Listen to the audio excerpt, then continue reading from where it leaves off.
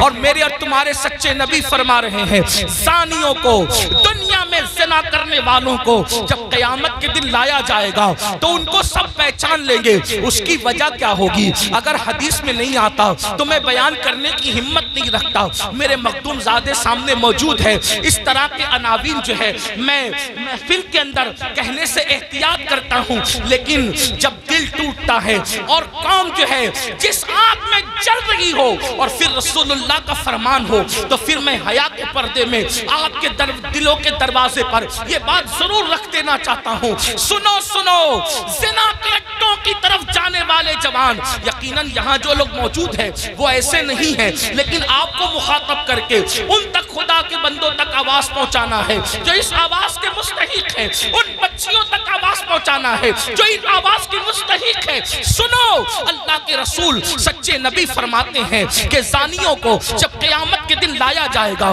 تو پورا محشر ان کو پہچان لے گا. پہچاننے کی وجہ کیا ہوگی؟ آقا فرماتے ہیں ان کی شرمگاہوں سے اتنی گندی بدبو آئے گی, اتنی خطرناک بدبو آئے گی کہ میدان محشر ان کی بدبو کو دیکھ کر ان کو پہچان لے گا.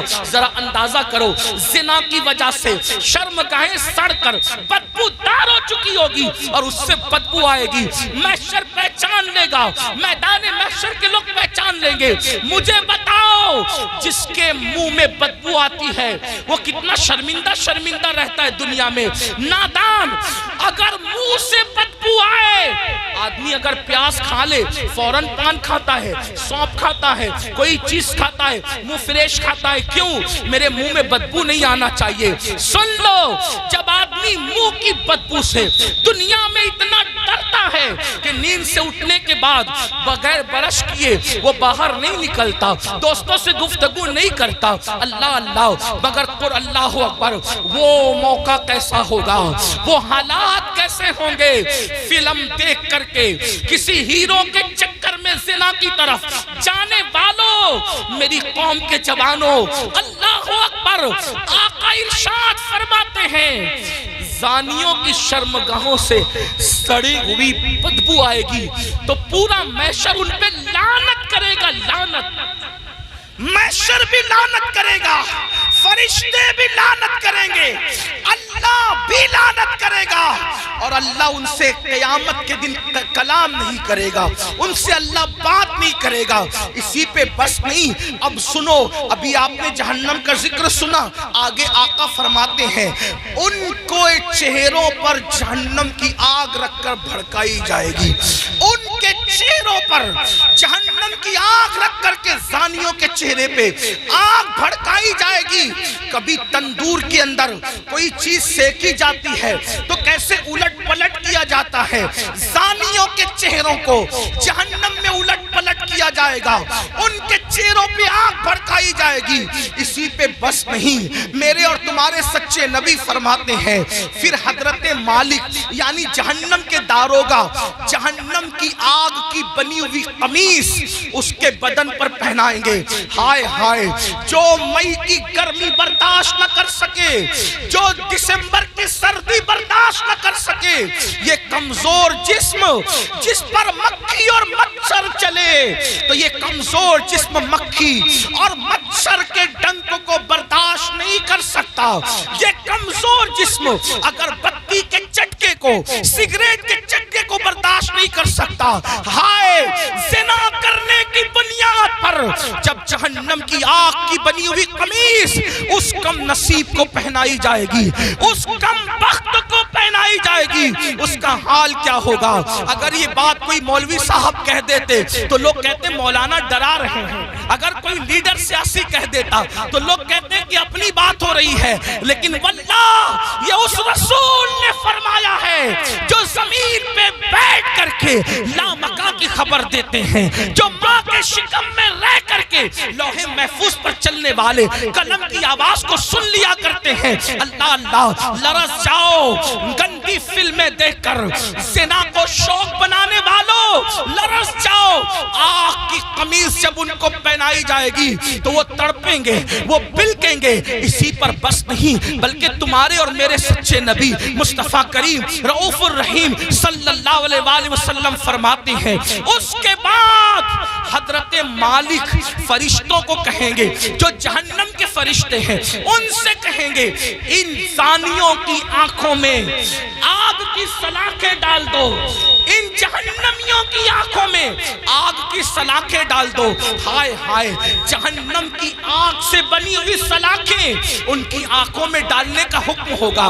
حضرت مالک کہیں گے یہ زانی لوگ حرام دیکھتے تھے اپنی آنکھوں سے، حرام دیکھتے تھے اپنی آنکھوں سے، ان کی آنکھوں میں جہنم کی آگ کی سلاخیں پھیر دو۔ تھوڑا غور تو کرو، اگر یہ بات کسی کتاب میں کسی صرف ایک عام انسان کی لکھی ہوئی ہوتی میں کبھی اتنے اہتمام سے بیان نہ کرتا، لیکن وہ رسول بیان کر رہے ہیں جن کی زبان پر سوائے حق کے کچھ اور جاری نہیں ہوتا۔ میرے امام کہتے ہیں وہ دہن جس کی ہر بات وحی خدا، چشمہ علم و حکمت میں لاکھوں سلام، وہ زبان جس کو سب کن کی کنجی کہے، اس کی نافذ حکومت میں لاکھوں سلام۔ 2 منٹ کی لذت کے لیے اللہ کو ناراض کرنے والوں، 2 منٹ کی لذت کے لیے اپنی آخرت کو تباہ کرنے والوں، پکچروں میں ہیرو ہیروئن کو زنا کرتا دیکھ کر، گندی پکچریں دیکھ کر اپنی آخرت کو تباہ و برباد کرنے والوں، سوچو تو صحیح، گناہ میں لذت تو ہے مگر عزت نہیں ہے، گناہ میں لذت تو ہے مگر سکون نہیں ہے۔ او سکون کے متلاشیوں، آج کہتے ہو دل کو سکون نہیں، کوئی کہتا ہے روزی میں برکت نہیں، کوئی کہتا ہے گھر میں آرام نہیں، کسی نے کچھ کر دیا، کسی نے کچھ کر دیا۔ میں کہتا ہوں کیا نہیں کیا یہ 2 نمبر کی بات ہے، لیکن ہم نے اپنی تباہی کا سامان کیا۔ نرم نرم گدوں پہ لیٹ کر جس گھر میں زنا کی فلمیں دیکھی جائے گی، اس گھر میں برکت کا نزول کیسے ہو سکتا ہے؟ اللہ اکبر۔ جس گھر میں پکچریں چلے گی، ہیرو ہیروئن کو بھاگتا ہوا دکھایا جائے گا، جس گھر کے اندر زنا کی ترغیب دی جائے گی، اس گھر میں برکتوں کا نزول کیسے ہوگا؟ جملہ کڑوا لگے تو معاف کر دینا، مراد آباد والوں غور سے سنو، جس گھر کی برکت کو اللہ اٹھا لے ملا کی دعا اور تعویذ، اس گھر میں کبھی برکت نہیں لا سکتے، اس لیے کہ خدا کی طاقت کے سامنے انسان بے بس ہے۔ خدا کی شان یہ ہے وہ جو چاہے فیصلہ کرے، وہ جو چاہے فیصلہ کرے، وہ عادل ہے، وہ ظلم نہیں کرتا۔ انسان بے بس ہے، بے بس، لیکن یاد رکھنا اہل وجاہت کی بات نہیں کر رہا ہوں، ان کی شان الگ ہے، مگر یاد رکھنا ہم جیسے انسان تو بے بس ہی ہیں۔ اللہ اکبر۔ میرے آقا علیہ السلام کے پیارے دیوانوں، زنا کر کے گھر کی برکت کو ختم کر کے صرف تعویذات کے سہارے اور اللہ اکبر بزرگوں کی دعاؤں کے سہارے گھر میں برکت کے متلاشی ہو، واللہ اللہ نہ چاہے تو پھر گھر میں کوئی برکت نہیں لا سکتا۔ ہم لوگ اہل توحید ہیں، اہل سنت، صوفیہ کے ماننے والے ہیں، ہمارا عقیدہ یہ ہے خیر ہی و شر ہی من اللہ تعالی، ہر خیر و شر اللہ کی طرف سے ہے۔ لیکن اللہ اکبر، اب سنو، غور سے سنو، میرے اور تمہارے آقا فرماتے ہیں، حضرت مالک کہیں گے آگ کی سلاخیں آنکھوں میں پھیر دو، آگ کی جہنم کی آگ کی سلاخیں آنکھوں میں پھیر دو۔ جب آنکھوں میں پھرے گی وہ کمزور آنکھیں، وہ ننھی ننھی آنکھیں جس میں اگر ایک چھوٹا سا تنکا جائے، تنکا، تو آدمی برداشت نہیں، پیاس کے ننھے سے ذرات جائے تو برداشت نہیں کرتا، حتیٰ کہ نیم کا ٹھنڈا سرما لگے تو آنسو ٹپ ٹپ نکلتے، نیم کا سرما جو آنکھ برداشت نہ کر سکے، جب زنا کی وجہ سے اور حرام دیکھنے کی وجہ سے ان آنکھوں میں آگ کی سلاخیں ڈالی جائے گی، کیا بنے گا ان آنکھوں کا؟ اور جب فرشتے آگ کی سلاخیں اس آنکھ میں پھیریں گے، تب وہ انسان ان فرشتوں سے کہیں گے ہم پہ رحم تو کرو نا، ہم قابل رحم ہیں، ہم پہ رحم کرو، ایک لمحے کے لیے رحم کرو۔ وہ کہیں گے ظالم، تو دنیا میں اللہ کی نافرمانی کرتا تھا، زنا کرتا تھا، حرام دیکھتا تھا اور آج ہم سے کہہ رہا ہے کہ ہم رحم کریں. ہم تو اللہ کے بندے, تو نے نافرمانی کی اللہ کی, ہم نہیں کر سکتے. اللہ کی طرف سے جو حکم ہے ہم وہ ضرور کریں گے. اللہ اکبر. یہ ہے زانیوں کے حوالے سے. یہ تو میں نے اختصار کے ساتھ ایک حدیث پڑھی. میں اپنے جوانوں سے کہتا ہوں آج زنا افیئر کے نام پر بڑھ رہا ہے. میرے بھائیو اس طرف نہ جاؤ, بلکہ نکاح کو اتنا سستا کرو کہ زنا کرنا مشکل ہو جائے. نکاح کو اتنا آسان کرو زنا کرنا مشکل ہو جائے. بڑی معذرت کے ساتھ ظالم معاشرے نے نکاح کو اتنا مشکل کر دیا ہے کہ اب لوگ زنا کو آسان سمجھنے لگے ہیں. نہیں نہیں, جس معاشرے میں زنا ہوگا اس معاشرے میں بیماریاں ہوگی. جس معاشرے میں زنا ہوگا اس معاشرے کے اندر بے برکتی ہوگی. جس معاشرے میں زنا ہوگا اس معاشرے میں تباہی ہوگی. جہاں گناہ ہے وہاں فنا ہے. اور ایک بات بھی عرض کر دوں, جو زنا کرتے ہیں اللہ ان کے یہاں عیبی اولاد پیدا کر, عیبی اولاد ان کے گھروں میں. اب کسی گھر میں عیبی اولاد دیکھنا تو قیاس مت لگا لینا کہ اس نے زنا ہی کیا ہوگا, ایسا نہیں. کچھ لوگوں کو بطور سزا عیبی اولاد دی جاتی ہے اور کچھ لوگوں کو بطور امتحان عیبی اولاد دی جاتی ہے. کسی کا امتحان بھی ہو سکتا ہے, جیسے حضرت ایوب علیہ السلام کا امتحان ہوا, اللہ والوں کا امتحان ہوا. تو میرے بھائیو زنا کی طرف نہ جاؤ اور نکاح کرو, اور نکاح جلدی کرو. اپنے جوانوں سے کہتا ہوں اگر گھر والے نکاح کرنے میں تاخیر کرے تو نوجوانوں کو یہ گھر میں عرضی رکھنے کا حق ہے کہ میری شادی کر دو, لیکن حرام کی طرف نہ جاؤ. اور آخری میں بات سمیٹتے ہوئے عرض کروں, اگر ایسا نہیں کیا تو زنا وہ بدترین فعل ہے میرے بھائی. نسلوں تک اس کی سزا ملتی رہے گی. روزی میں برکت نہیں ہو سکتی, روزی میں کبھی برکت نہیں ہو سکتی. چہرے کا نور اٹھا لیا جائے گا, عمر گھٹا دی جائے گی, کہیں پناہ نہیں ملے گی. جنہوں نے جوانیوں میں زنا کیا ہے بڑھاپا اس قدر ان کا دردناک ہے, وہ بستر میں منہ چھپا چھپا کر روتے ہیں لیکن ان کو موت نہیں آتی. وہ موت مانگتے ہیں, ان کو موت نہیں آتی. جوانی میں پاپ کرنے والے, جوانی میں آوارگی کرنے والے, جوانی میں عیاشی کرنے والے, جوانی میں عیش کرنے والے دردناک زندگی گزارتے ہیں. کوئی پوچھنے والا نہیں رہتا, اس لیے کہ جس کی طرف سے خدا کی نظر رحمت پھر جاتی ہے ان کا کوئی پرسان حال نہیں. اس لیے میرے بھائیوں آج سے پہلے اگر گندی فلم دیکھی ہو, آج سے پہلے کوئی زنا کا کام کیا ہو, آج سے پہلے کسی لڑکی سے ناجائز تعلقات رکھا ہو, آج سے پہلے کسی لڑکی کو پاپ کی نظر سے دیکھا ہو, آج کی اس محفل میں سچی توبہ کر لو, کیونکہ توبہ کا دروازہ کھلا ہوا ہے اور آج ہی کھلا ہے. جس دن مر جاؤ گے روح کا جس رشتہ جسم سے ٹوٹ جائے گا, توبہ کا دروازہ ہمارے لیے بند ہو جائے گا. اللہ اللہ. ایک بزرگ مجذوب تھے, وہ بستی میں لوگوں سے کہتے تھے لوگوں اللہ سے صلح کر لو, لوگوں اللہ سے صلح کر لو, لوگوں اللہ سے صلح کر لو.